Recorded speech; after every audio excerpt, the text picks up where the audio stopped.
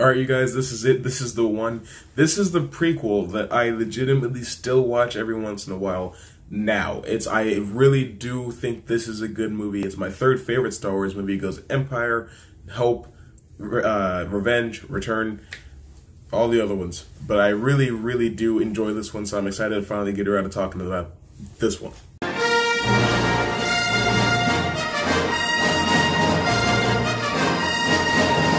Star Wars Episode 3, Revenge of the Sith. Now, the Clone Wars are kind of coming to an end at this point. It all happened off screen and then was filled in by a TV show, but that's fine. Actually, the TV show came first, and then a different TV show came later. Let me clear that up right now. But it opens with probably one of the coolest space battles I've ever seen in a Star Wars movie. And you got Anakin and Obi-Wan just like, because they're on a mission to save the Chancellor, who was kidnapped by Grievous at the end of the Clone Wars series, which if you saw that before you saw this, makes a lot of sense. What it really does a good job of doing is showing Anakin's growth as a Jedi since the last movie. He's not as headstrong, he's not as gung-ho, and he's not so self-assured. Now I finally changed my mind and opened up some doors. If you understand that reference, please comment about it. But they get to Grievous's ship, and they exhibit some of the coolest teamwork you've ever seen out of two Jedi. They're more in sync than Obi-Wan was with Qui-Gon, and it's fascinating to watch. But they run this gauntlet, and they finally get to the Chancellor who's being held by Count Dooku. They fight Dooku. He defeats Obi-Wan again, but this time Anakin gets the upper hand, and he cuts off both of his hands. He holds Dooku's lightsaber and his own lightsaber in front of him. He does dual lightsabers a lot. But Palpatine's like, hey, kill him now. He's too dangerous to be left alive. He's like, okay. Well, he's like, well, it's more like it's not the Jedi way, and then he cuts his head off. But then they escape, they go back to Coruscant, and Anakin meets up with Padme for the first time in however long, and she's like, Anakin, I'm pregnant, and it's really heartwarming, but it's like, well, who's the father? How long has Anakin been gone? Like, this, because the movie takes place over the course of a couple of months, so he would have been, I don't know, I don't know, maybe he got to Coruscant, slept with Padme, was briefed, and then went to go get Palpatine. That's the only way I can think of it happening. But he and Palpatine become close because Palpatine chooses Anakin to be his representative on the Jedi Council because he's not a Jedi, so he can't be on the Jedi Council.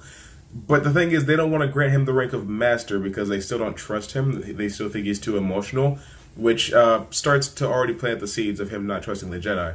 But then Obi-Wan asks him to spy on Palpatine, and it's just like, you know, the Jedi Code is all Anakin has, and it's just failing him left and right in this movie. And then he has a dream about Padme dying, and he's like, I need to stop this from happening to another person that I love. So he talks to Palpatine.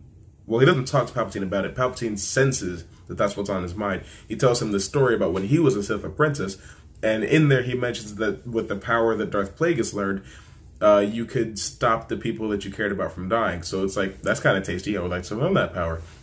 So with Palpatine teasing that he can help him learn the only thing that he wants to know, and the Jedi just basically turning on him at this point, of course he's going to have a bit of a hard time, you know, staying true to the Jedi Code.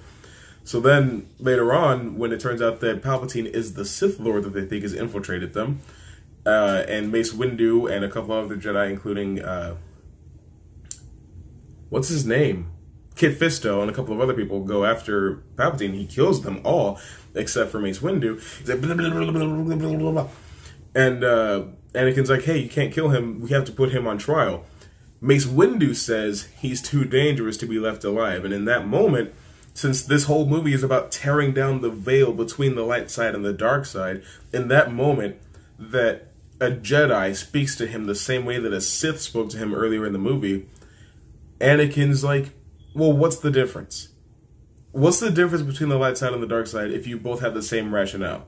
And if the dark side can stand to help me keep the person that I care about alive, there's something from them that I need. So in that moment, he makes the switch. He cuts off Mace Windu's hand. Mace Windu gets killed by Palpatine, and then he becomes Darth Vader. Now, a lot of people said that that's really abrupt.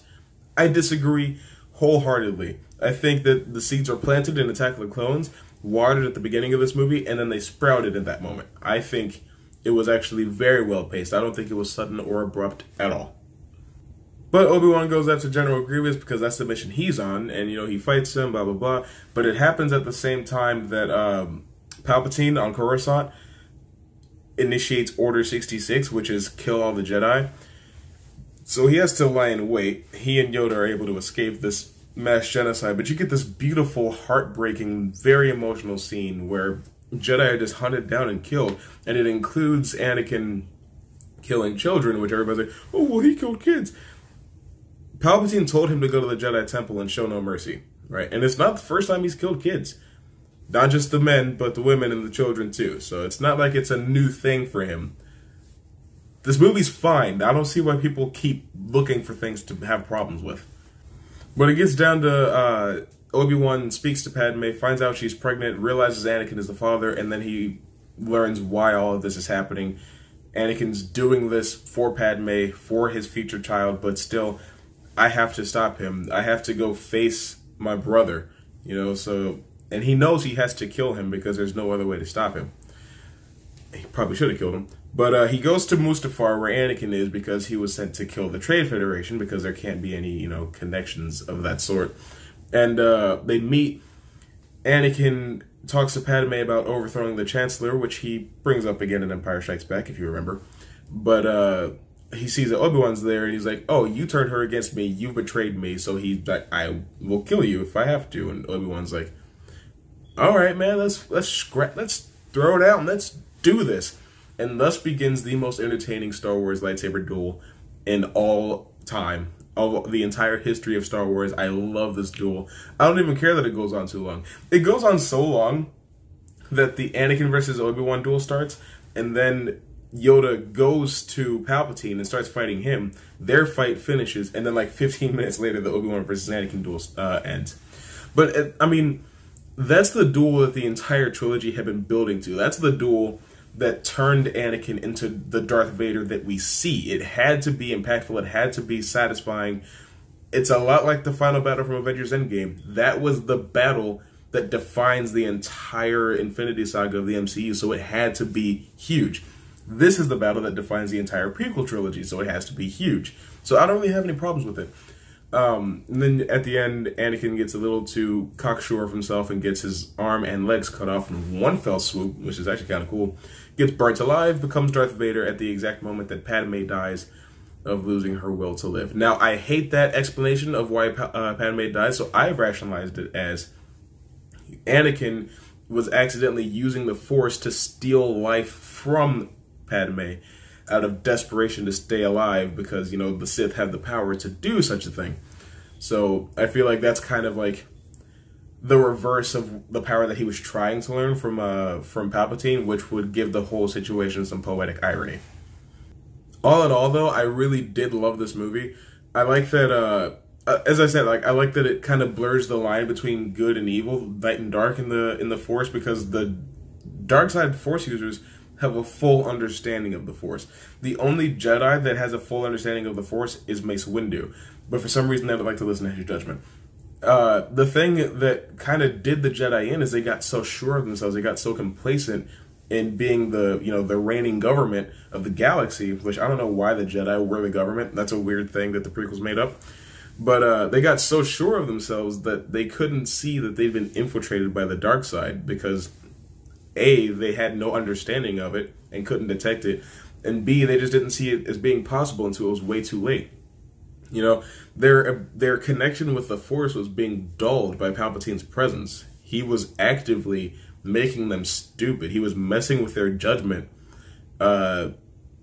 Even up until the beginning of episode 3, there's a part where Obi-Wan and Anakin get trapped, and Obi-Wan's like, "We're smarter than this." And it's like, yeah, you are, but being around Palpatine makes you stupid because he's messing with your connection to the Force. He's messing with your precognition, messing with your animal friendship, all the stupid, lame Jedi powers.